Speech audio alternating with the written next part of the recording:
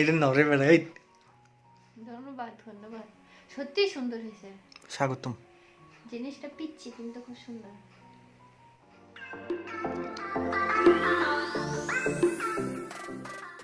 আসসালামু আলাইকুম এভরিওয়ান, আশা করছি আপনারা সবাই অনেক ভালো আছেন। আর সবাইকে শীতের সকালের এই ঝকঝকা রোদের শুভেচ্ছা জানাচ্ছি। শুভেচ্ছাটা একটু ব্যতিক্রম হলো, তাই না?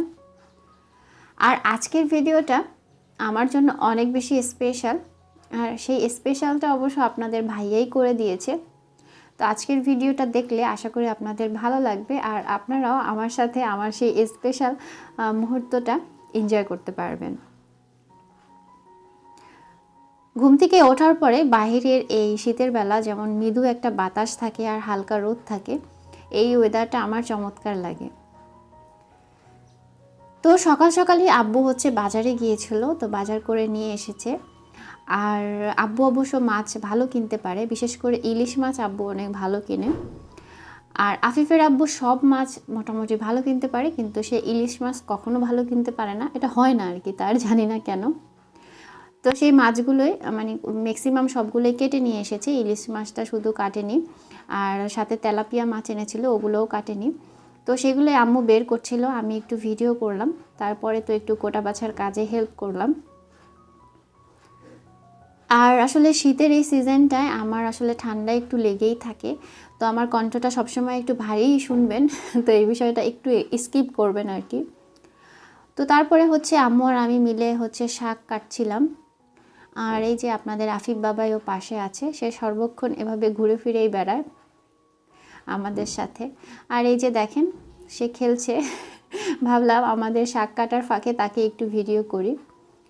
তো সে মোবাইল নিয়ে, মানে মোবাইল না সরি, রিমোট নিয়েই মোবাইল বানিয়ে কথা বলছে আর কি। তো ভাবলাম তাজা তাজা ইলিশ মাছটা আজকে রান্না করি। আর আমি হচ্ছে শাকগুলো কেটে নিচ্ছি এখন। আজকে আপনাদের সাথে কয়েকটা রেসিপিও শেয়ার করব। অনেকেই নাকি আমার রান্না খুব পছন্দ করেন, আম্মুর রান্না অনেক পছন্দ করেন, তো রেসিপি দেখতে চান। তো আজকে বেশ কয়েকটা রেসিপি পাবেন। আর এদিকে আপনাদের আফিফ বাবাইকেও দেখতে পাচ্ছেন, সেও আমাদের সাথে রান্নাঘরে চলে এসেছে। ও একা আসলে কোনো জায়গায় খেলতে চায় না, এটা সব বাচ্চারাই মনে হয়, মানুষের সাথে থাকতে পছন্দ করে। তো রান্নাঘরে যখন আম্মু আমি থাকি, ও রান্নাঘরেই চলে আসে। সে কিন্তু খুব মানে কি বলবো, আজকে মুডটা তার খুবই ভালো, সে হাসছে, বললাম পরে দেখাচ্ছে হেসে আবার। তো যেহেতু কয়েকদিন ধরে প্রচণ্ড ঠান্ডা, যার কারণে আসলে প্রতিদিন আফিফকে গোসল করাইনি, একদিন গ্যাপ দিয়ে দিয়েই গোসল করাচ্ছি। তো আজকে রান্নাটা অবশ্য সকাল সকালে শুরু করে দিয়েছি, কারণ যেহেতু বাজার সকালে নিয়ে এসেছে, তো ভাবলাম বাজারটা গুছিয়ে একসাথে রান্না করেই বের হই মা মেয়ে মিলে। তো রান্না শেষ করেই ভাবলাম আফিফকে গোসল করিয়ে দিব। আর আমার অবশ্য কাটা বাছার কাজ করতে ভালোই লাগে, মাছ কাটতেও ভালো লাগে। অনেকের কাছে মাছ কাটা পছন্দ না, কিন্তু আমার কাছে ভালোই লাগে। আর এই যে আমার পাশে কিন্তু আমার বাবাই খেলছে, দেখতেই পেলেন তার হাত পাগুলো। তো প্রথমেই শাকটা মানে রান্না বসিয়ে দিচ্ছি। তো প্রথমে আমি কিছু এখানে রসুন কুচি দিয়ে দিলাম, রসুনটা একটু গোল্ডেন কালার করে ভেজে নিব। তারপরে এখানে অল্প করে পেঁয়াজ আর কাঁচামরিচ দিয়ে দিয়েছি, তো সেগুলোও একটু ভেজে নিচ্ছি। তো আজকে হচ্ছে চিংড়ি মাছ দিয়ে শাক রান্না করব, ছোট চিংড়ি, ওই চিংড়ি মাছগুলো দিয়ে দিলাম।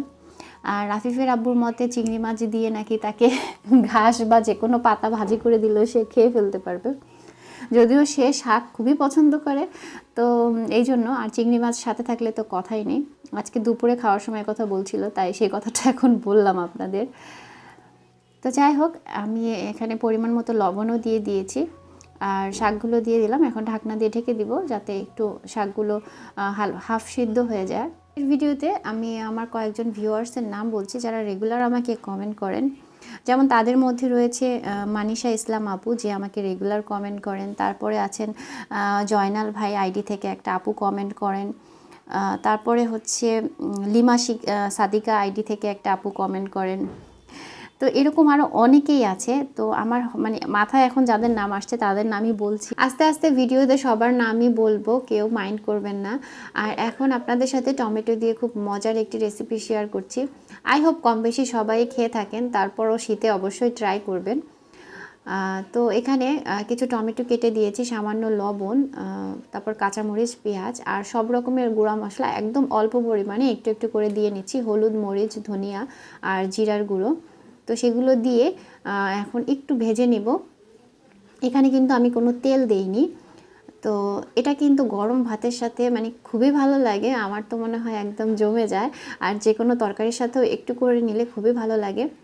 আর এটা আপনাদের ভাইয়ার, তারপরে আমার আব্বুর খুবই পছন্দের।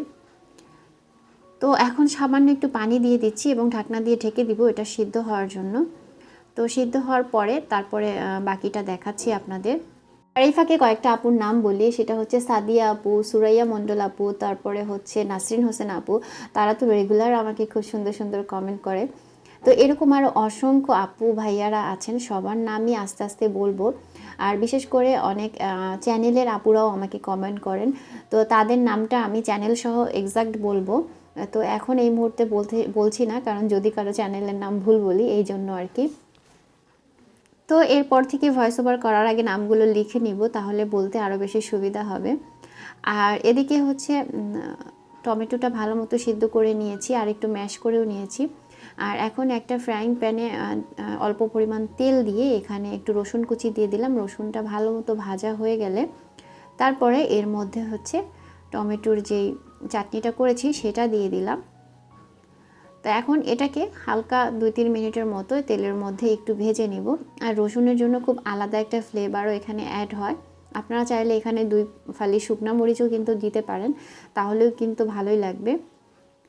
তো আমার ওই সময় মনে ছিল না। তো এই তো আমার টমেটোর যে চাটনি বলেন বা যেটাই বলেন সেটা রেডি। আর মনে হলো লবণ একটু কম, তাই আমি সামান্য একটু লবণ দিয়ে দিলাম। এবার ইলিশ মাছ রান্নার রেসিপিটা শেয়ার করছি।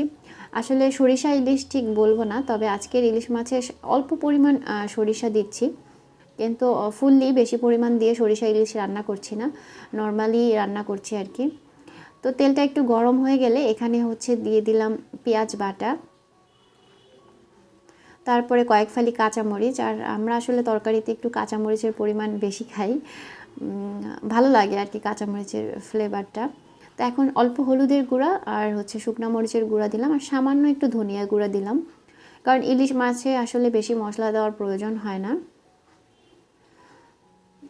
তো এখন পরিমাণ মতো লবণ দিয়ে দিচ্ছি। তো তারপরে এখানে হচ্ছে সরিষা বাটা দিয়ে দিব, অল্প পরিমাণ সরিষা বাটাই দিচ্ছি, বললামই তো এটা আসলে সরিষা ইলিশ না, আবার সরিষার ফ্লেভারও থাকছে, এরকম টাইপের কিছু রান্না করছি আর কি। তো তারপরে এর মধ্যে হচ্ছে মানে মশলাটা আমি ভালো করে একটু 2-1 বার পানি দিয়ে অল্প অল্প করে কষিয়ে নিব, তারপরে মাছগুলো দিয়ে দিব। তো আজকে হচ্ছে রাতের বেলা আপনাদের ভাইয়া অফিসের কাজ শেষ করার পরে, ও রাতে খাবার দাবার পরে হঠাৎ করে ঘুমানোর আগে আমাকে একটা সারপ্রাইজ দিল।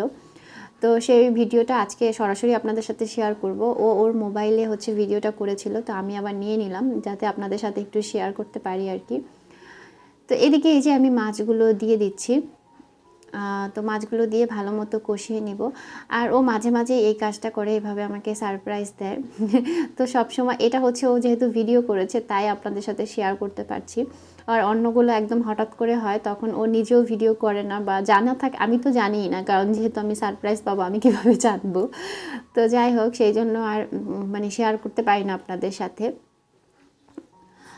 তো এই তো আমি এখানে মানে পরিমাণ মতো ঝোল দিয়ে দিলাম, আর এখন মাছের ডিমগুলোও দিয়ে দিচ্ছি। তো অনেকেই বলেন যে আপু আপনারা মাছ ভাজেন না কেন? তো আসলে মাছ ভেজেও খাই আমরা, তারপরে হচ্ছে এভাবে কষিয়েও খাই, মানে যখন আসলে যেভাবে খেতে ইচ্ছে হয় অমনটা আর কি। আমার শ্বশুরবাড়িতে তো মাছ একদম ভেজেই খায় না, আবার অনেকেই আছে মাছ ভাজা ছাড়া মানে খেতে পারে না। তো এক এক জায়গায় আসলে এক এক রকম রান্না বান্না। তো যাই হোক, এদিকে হচ্ছে আফিফের সাথে দুষ্টামি করছিলাম, ওর হাতে খাবার রেখে যদি বড় কেউ খায় ও খুবই খুশি হয়। তো মাঝে মাঝে এরকম চামচ বাটি দিয়ে কোনো খাবার নিয়ে ওর হাত দিয়ে আমি খাই বা নয়নাকে খাইয়ে দিই, ও প্রচণ্ড খুশি হয় আর কি। আর এদিকে হচ্ছে আফিফ বাবাইকে ওর গত বছরের একটা হুডি পরিয়ে দিয়েছি, ও খুবই অবাক হচ্ছিল। আর এটা একদম ছোটোখাটো মানে ফিটফাট হয়ে ছিল আর কি। তো ও পরেও ছিল বেশ কিছুক্ষণ। তো যাই হোক, সেটার কিছুক্ষণ ভিডিও করলাম। আর সে একা একাই এখন মাশাল্লাহ গাড়িতে উঠতে পারে, নামতে পারে, আবার পড়ে যায়। আর গাড়ির সামনের যে বোর্ডটা আছে সেটা কিন্তু রশি দিয়ে বেঁধে রাখা হয়েছে, কারণ আফিফ এটা ছুঁড়ে খালি ফেলে দেয়, তো এই জন্য এটাকে বেঁধে রাখছি। তো যাই হোক, তো আমাদের দুপুরের খাবার দাবার, এখন দুপুর না, ঠিক 4টা বেজে গেছে। আমি আপনাদের ভাইয়ের সাথেই রেগুলার দুপুরের খাবারটা খাই, কিন্তু তার জন্য ওয়েট করতে করতে তখন আর সেটা দুপুর থাকে না, অনেক দেরি হয়ে যায়। তো যাই হোক, তারপরও মনে হয় যে খাবার টেবিলে একসাথে 10-15 মিনিট বসে একসাথে খাওয়া, এটাই একটা অন্যরকম মানে ভালো লাগা। এবং সকাল থেকে ও যা যা কাজ করে, ও বাসায় এসে মানে ওর কোনো সমস্যা হোক, কোনো ভালো কিছু হোক, সেগুলো ও খায় আর আমার সাথে মানে কথা বলে শেয়ার করে, এই বিষয়টা অনেক ভালো লাগে।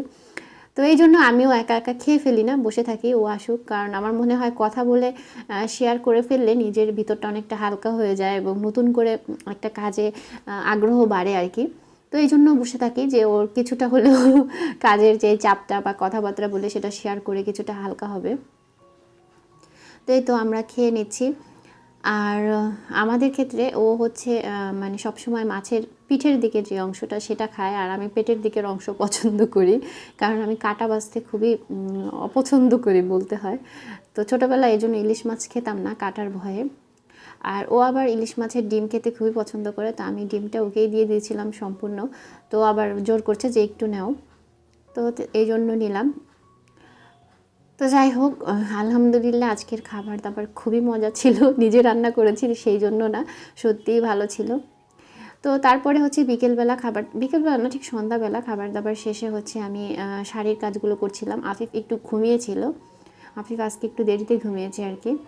তো যাই হোক, সেই ফাঁকে কাজগুলো করে নিচ্ছি। আর অনেক আপুরাই অনেক বেশি সাড়া দিচ্ছেন যে আমার হাতের কাজের শাড়িগুলো আপনারা নিতে চান। তো যারা যারা পেজে নক দিয়েছেন সবাইকে ধন্যবাদ। এছাড়াও যে আপুরা আছেন যে শাড়ি নিতে চাচ্ছেন, তারা অবশ্যই আমার ফেসবুক পেজ তাহা বাই তামান হ্যান্ডিক্রাফটে নক দিবেন। আর আপনারা আমার হাতের কাজ এত বেশি পছন্দ করেছেন এবং আমার হাতের কাজের প্রোডাক্ট নেওয়ার জন্য এত বেশি আগ্রহ প্রকাশ করেছেন, যেটা আমাকে সত্যিই এত ব্যস্ততার মাঝেও নতুন করে কাজ করার জন্য একটা উৎসাহ জুগিয়েছে। তাই আমার এই ব্যস্ততার মাঝেও আমি চেষ্টা করছি অন্তত 2-1টা আপুকেও যদি আমি আমার হাতের কাজের কোনো জিনিসের মাধ্যমে কিছুটা উপকৃত করতে পারি বা খুশি করতে পারি, তাহলে মন্দ কি। তো ইচ্ছে আছে ভবিষ্যতে কখনো ক্ষুদ্র পরিসরে হলেও আমার হাতের কাজের কিছু নিয়ে কিছু একটা করার আর কি। আর আপনাদের ভাইয়া এই কাজে আমাকে অনেক বেশি উৎসাহ দেয়, কারণ ও ভীষণ পছন্দ করে আমার হাতের কাজের যে কোনো জিনিস। আর এদিকে আফিফ বাবাইয়ের জুতার কাহিনী দেখেন, তাকে ঘরে পরার জন্য একটা স্যান্ডেল এনে দেওয়া হয়েছে, বাট সে স্যান্ডেলের সামনের অংশ দিয়ে পা বের করে ফেলছে। তো সেটা দেখেই আমরা মজা করছিলাম আর হাসছিলাম। ওকে আসলে বন্ধ জুতা ছাড়া অন্য কোনো জুতা পরানো যায় না। তো আপনাদের ভাইয়া হচ্ছে খাওয়া দাওয়ার পরে একটু মানে কিছুক্ষণ বসেছিল, আর এখন ও বাইরে চলে যাবে। তো আফিফ সেটা বুঝতে পারছে ওর বাবা চলে যাবে। আর এদিকে আফিফ বাবায়ের হাসি দেখেন, তাকে বললেই হলো যে একটু হাসি দেখাও বাবা, তাহলে মাশাল্লাহ এরকম মুক্তোর মতো ঝকঝকে দাঁত বের করে হাসি দেওয়া শুরু করে। আর সে বুঝতে পারছে যে এখন তার বাবা বাহিরে যাবে, তাই বাবার সাথে একটু বেশি ভালোবাসা দেখাচ্ছে। আর আজকে এই ছোটো জ্যাকেট পরে তার সারাদিন চলে যাচ্ছে আর কি। তো যাই হোক, আপনাদের ভাইয়ার সেই সারপ্রাইজটা আমি সরাসরি রেখেছি, আপনারা সেটা শুনুন। আর আজকের মতো আমি এখানে বিদায় নিই। সবাই ভালো থাকবেন, আমাদের জন্য দোয়া রাখবেন। আল্লাহ হাফিজ। কি করো মনু? ঠান্ডা মনে হয় তো মা ছেলেরই আসছে খালি না? যেই ঠান্ডা রে ভাই, আর বলিল না। ঠান্ডা লাগছে তো, ঠান্ডা এখনো ভালো হয়নি, নাকটা বন্ধ হয়ে আছে। তা তো আমরা দেখতেই আছি। তুমি কি করতেছো? না কিছু না। দরকারের সময় ছবি তুলতে বললে তখন খোঁজ থাকে না, এখন কি করতেছো?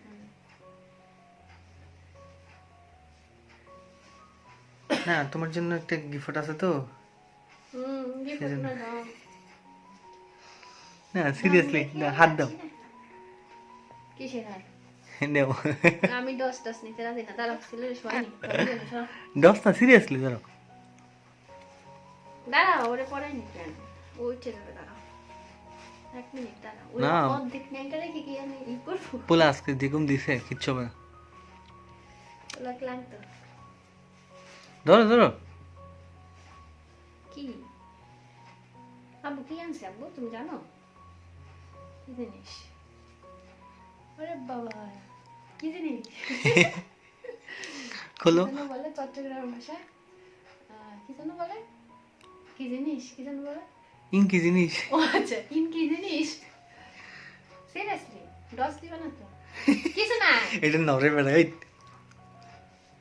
নয় না তো। এই বাক্সে যেসব জিনিস থাকে এগুলো কি নরে? ছোটখাটো কিছু দিছো মনে হয়। আছে। সিরিয়াসলি দেখো ভাই, আমি ওই যে র্যাপিং করতে পারি না, সরাসরি তোমার বাস্ক দিয়ে দিলাম। বাক্স?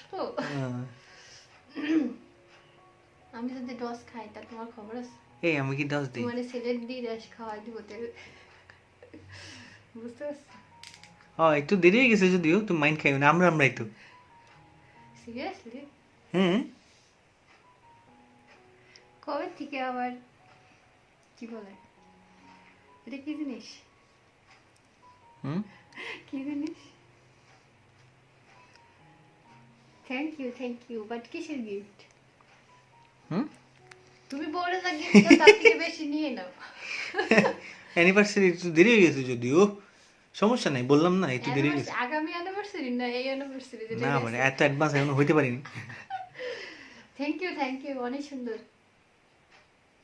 দেখি কত সুন্দর, এই যে বুঝে যান না, তুমি কানে পড়লে বোঝা যাবে। তুমি দেখাইও, হ্যাঁ তুমি দেখাইও এইটুকুই না। এই যে দেখো, আমি চাইছিলাম ওই কি জানো, ভিডিও করতেছিলাম তোমার ইয়ারা দেখার জন্য, কি দেখো, গিফট পাইয়া কদ্দুর খুশি হবে এটার লাগে। তুমি তো প্রমাণ রাখতে, আমি তো বুঝি। তোমার সারপ্রাইজ দেওয়ার জন্য তোমার একটা চ্যানেল খুলে দিতে হবে, সেই জায়গায় তুমি শেয়ার করতে পারবা যে কি বলে বউ সারপ্রাইজ পাওয়ার পরে তার অনুভূতি কি। আমার চ্যানেল তো আছে, হজবর হলো। তাই কবে থেকে?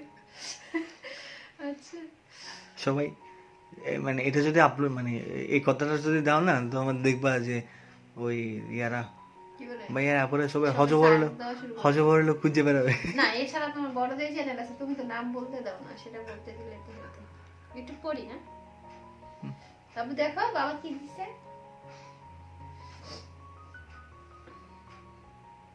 পুষছে নাই পড়ি, দেখো মানাইছে। আমার কান তো ছোট, জানি না মানাবে কিনা। বানাইছে দি বানাইছে না বানাইছে, ওই আমি বললাম বোঝা যায় ডিজাইন, বোঝা যায়। ওই সুন্দর হইছে। ধন্যবাদ ধন্যবাদ, সত্যি সুন্দর হয়েছে। স্বাগতম।